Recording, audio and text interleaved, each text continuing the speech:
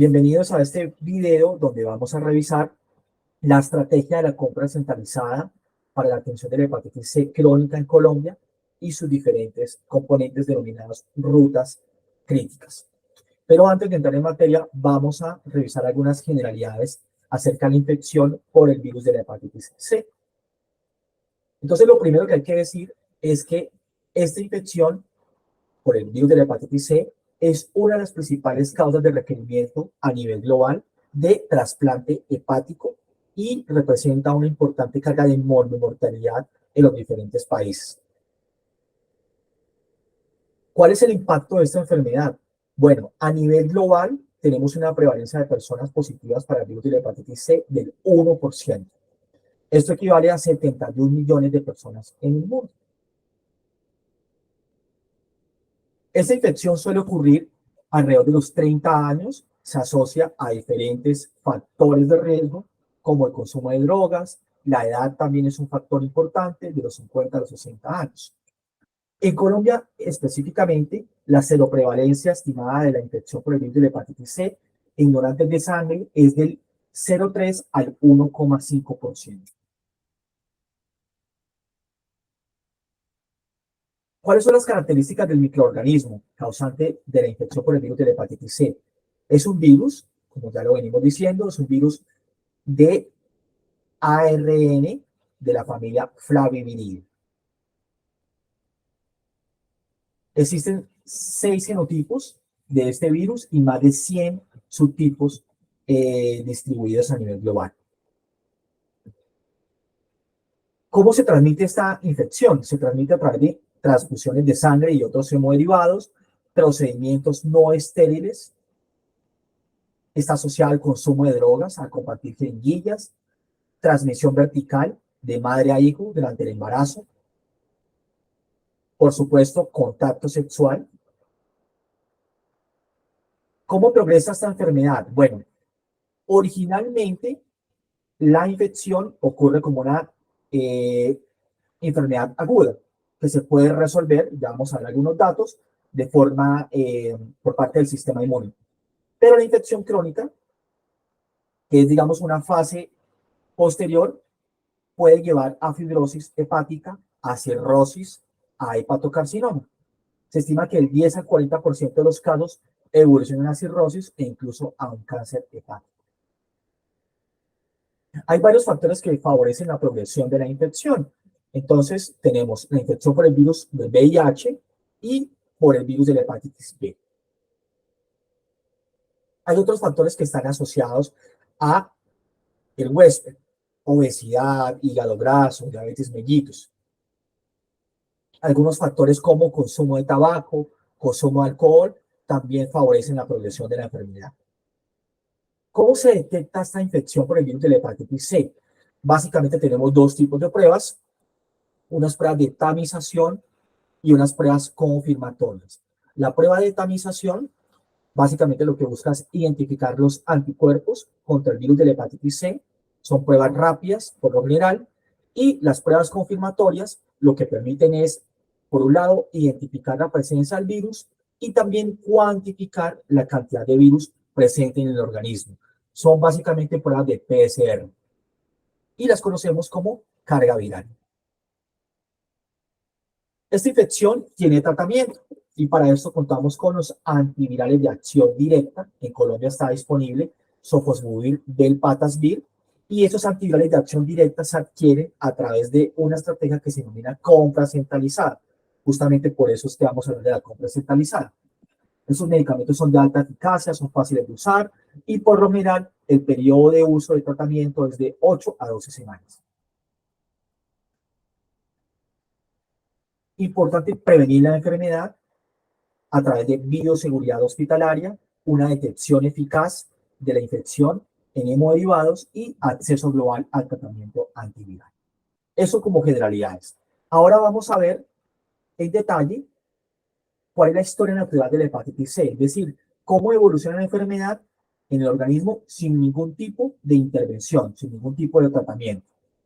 Entonces, como les venía diciendo, originalmente la infección es aguda. Y el 15%, en el 15% de los casos de esa infección aguda, se da una resolución espontánea. El propio sistema inmune del organismo responde a la infección y elimina el virus. Pero vamos a tener un 50 a 85% de los casos en los cuales la infección aguda progresa a una hepatitis C crónica, que es justamente la enfermedad de la cual vamos a hablar, de la forma crónica. Del 20 al 30% de los casos de esa hepatitis crónica evolucionan a cirrosis, y hay un compromiso hepático importante. El 6 al 10% de esos casos de cirrosis tienen una descompensación y del 5 al 10% de esos casos de cirrosis van a evolucionar, van a progresar a un carcinoma hepático. Y el 5 al 10% de esos casos de descompensación o con carcinoma hepatocelular van a llegar a la muerte. Toda esta historia natural ocurre en un periodo de 10 a 30 años. Muy bien, ya entonces con estas generalidades acerca de la enfermedad, vamos entonces a hablar de la compra centralizada.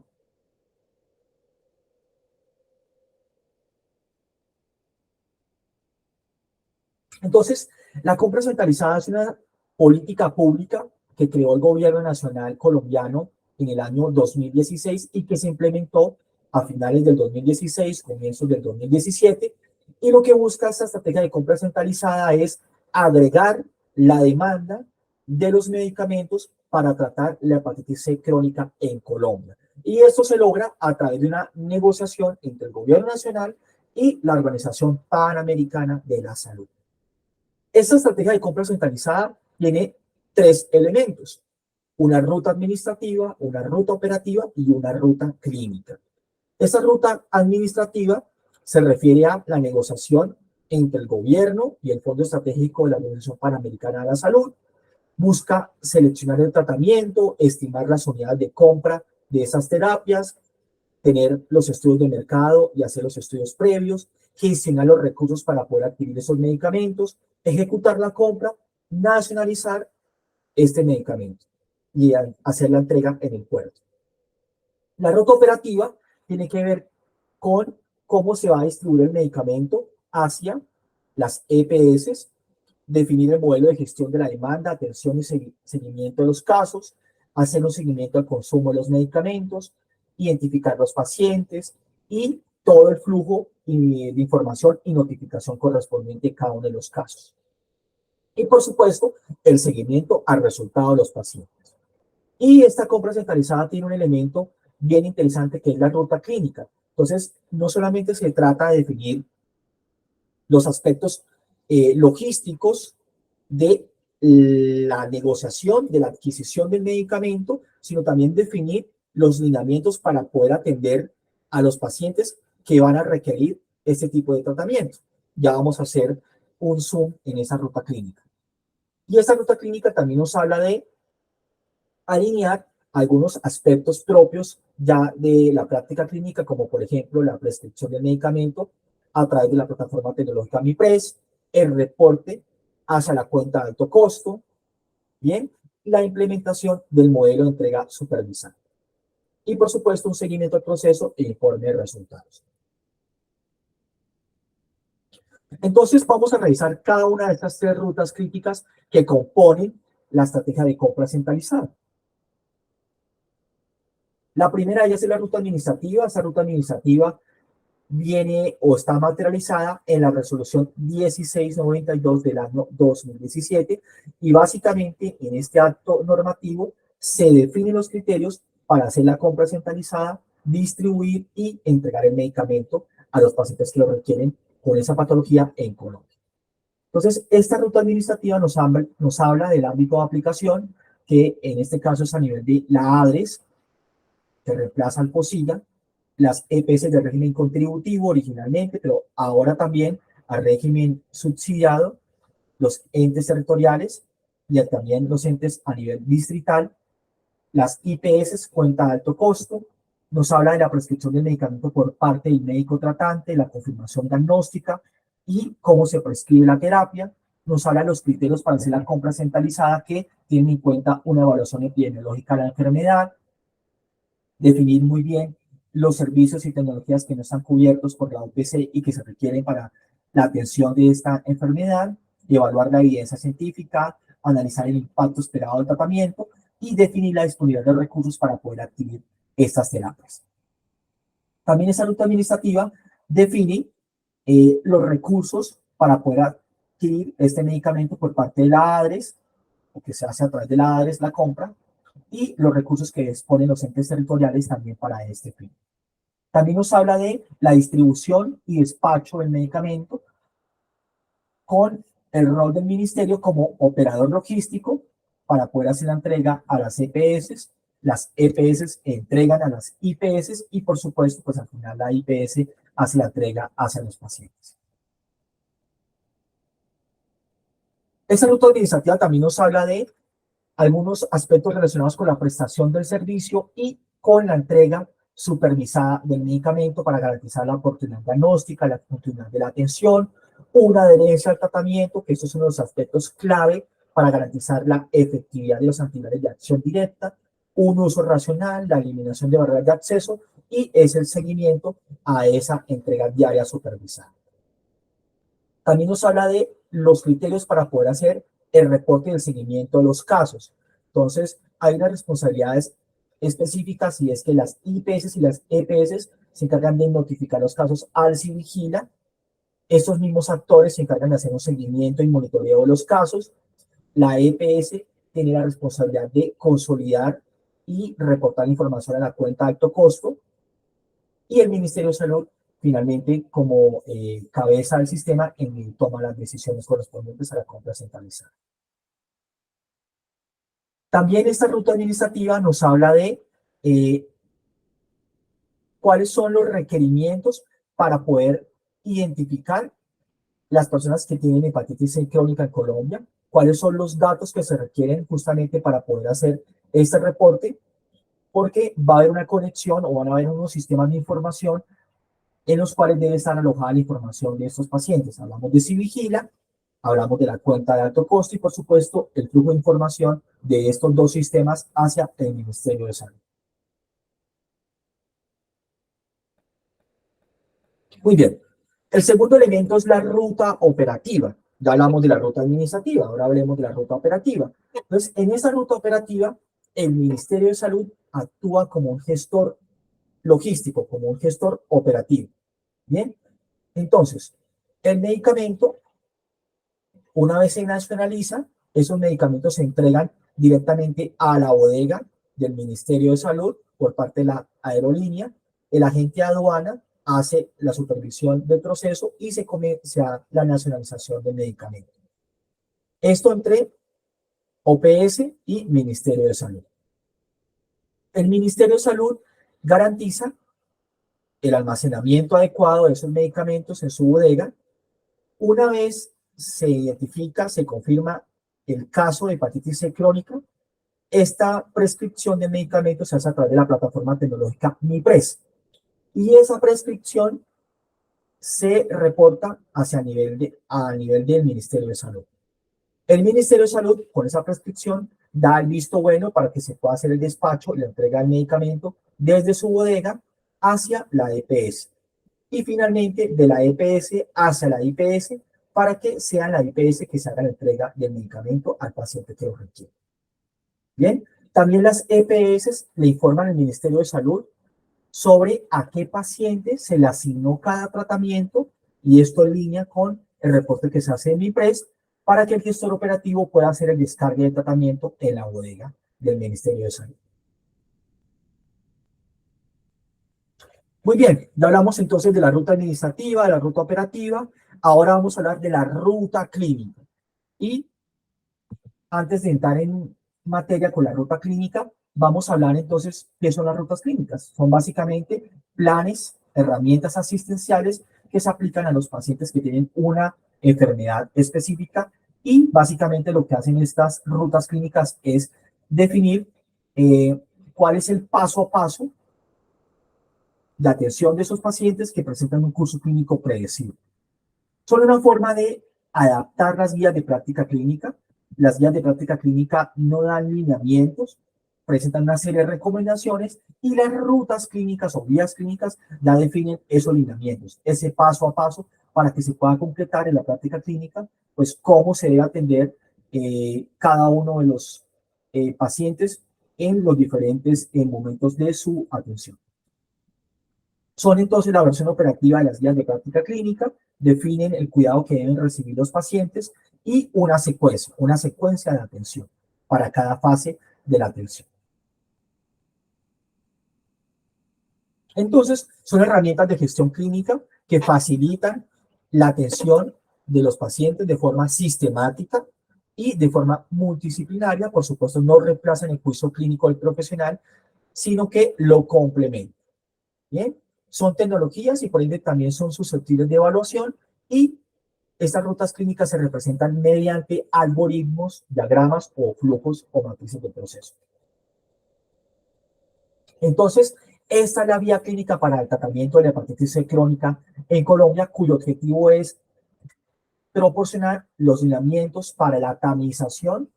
Hablamos de tamización, es decir, de una persona que aún no tiene hepatitis C o no se ha confirmado que tiene hepatitis C, sino es un caso sospechoso, diagnóstico, tratamiento, seguimiento de la hepatitis C crónica en Colombia, de acuerdo con las recomendaciones de la guía de práctica clínica. Es decir, acá en esta vía clínica estamos viendo la versión operativa de la guía de práctica clínica. ¿Bien? Y con eso lo que se busca es reducir esa variabilidad injustificada en el manejo clínico de los pacientes para poder estandarizar el proceso de atención y mejorar la calidad en la prestación del servicio. ¿Cuál es el alcance de esta vía clínica en Colombia? Entonces, básicamente va a definir el paso o el paso a paso para el cuidado de la infección por el virus de la hepatitis y describir el curso clínico esperado de los pacientes. ¿Cuál es la población objetivo? Hablamos de individuos en alto riesgo porque hablamos de tamización, por eso hablamos de individuos con sospecha de infección, pero también hablamos de casos confirmados del virus de la hepatitis C. Y a nivel de ámbito asistencial, pues esta vía clínica cubre diferentes pasos de la atención de la infección. Puede ser implementada en el componente primario o en el componente hospitalario o ambulatorio.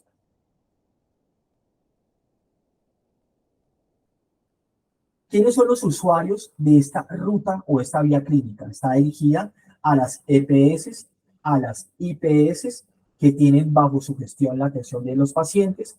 También está dirigida a los entes reguladores del sistema de salud colombiano, profesionales de la salud, que están involucrados en toda la atención de la hepatitis C crónica, en las diferentes actividades de tamización, diagnóstico, tratamiento y seguimiento. Entonces hablamos de médicos generales, médicos especialistas en medicina familiar, medicina interna, infectología, hepatología, gastroenterología, enfermería y bacteriología. Son los diferentes profesionales a los cuales va dirigida esta ruta clínica. Entonces, esta es la forma como vamos a ver los diferentes algoritmos para cada una de las fases de atención de la hepatitis C crónica. Tenemos un primer algoritmo relacionado con la tamización y el diagnóstico. El algoritmo número 2 nos habla de la evaluación para poder iniciar ya el tratamiento que requiere el paciente. El algoritmo número 3 nos habla ya de la prescripción y entrega del medicamento. El algoritmo 4 da cuenta del suministro y de la entrega diaria supervisada y el seguimiento a la adherencia, que es un factor clave para el éxito terapéutico de estos medicamentos. Y el algoritmo número 5 nos habla ya del seguimiento de los eventos adversos, de la efectividad del medicamento, para finalmente poder hacer el cierre de cada uno de los casos en el algoritmo 6. Entonces, este es un resumen de estos algoritmos y ya en un siguiente video vamos a poder revisar el flujo de cada uno de estos algoritmos en detalle. Hagamos entonces este resumen. En la fase de diagnóstico es importante verificar los datos de identificación del paciente o el caso sospechoso y sus contactos. Definir la fecha de tamización y diagnóstico, hacer la verificación y la notificación correspondiente al sistema de vigilancia epidemiológica SINVIGILA. implementar, aplicar las pruebas de laboratorio, en este caso tamización, pruebas de anticuerpos y prueba confirmatoria carga viral para poder confirmar la infección. Y por supuesto evaluar el mecanismo de transmisión. También tenemos entonces un componente de evaluación del inicio del tratamiento, es decir, una vez se confirma el caso de hepatitis C crónica, es importante hacer una serie de pruebas de laboratorio y también algunos exámenes especializados para poder iniciar el tratamiento. ¿Cuáles son estos? Cuadro hemático, pruebas de función renal, pruebas de función hepática, tiroidea, poder idealmente evaluar el genotipo asociado a la infección, las pruebas rápidas para poder identificar los anticuerpos, el antígeno de superficie, ecografía hepática, pruebas de fibrosis hepática con FibroScan, FibroTest o FIT4 para poder evaluar el grado de compromiso del hígado y la valoración del antecedente de los pacientes. También tenemos una fase de prescripción del medicamento, es definir ya cuál es el esquema y la duración del tratamiento, poder justificar el uso de esquemas que no son de primera línea, cuando esto aplique, por supuesto, fecha de inicio de tratamiento y poder evaluar, eso es muy importante, el riesgo de no adherencia a la terapia. Hay unos criterios que nos van a permitir definir si el paciente está en riesgo de no adherencia y a partir de allí, pues definir las conductas adecuadas para poder hacer el seguimiento de este caso y garantizar que el paciente sea adherente. Tenemos también el seguimiento y monitoreo que hace referencia a la entrega al medicamento, el seguimiento de la adherencia, la valoración en las citas correspondientes, la valoración de la eficacia del medicamento, porque estos medicamentos disponibles, estos antivirales de acción directa, finalmente curan la infección, entonces es importante hacer la evaluación de esta eficacia terapéutica, monitorear los eventos adversos y posibles cambios de esquema que requiera el paciente. Y finalmente, el cierre de caso que corresponde ya a evaluar justamente que el paciente se curó y definir la condición de egreso y también pues se aplica la causa de la muerte del paciente. Entonces ya con esto, con este resumen podemos dar por cerrado esta primera explicación, este primer video y en un segundo video vamos a poder revisar estos algoritmos en detalle. Muchas gracias.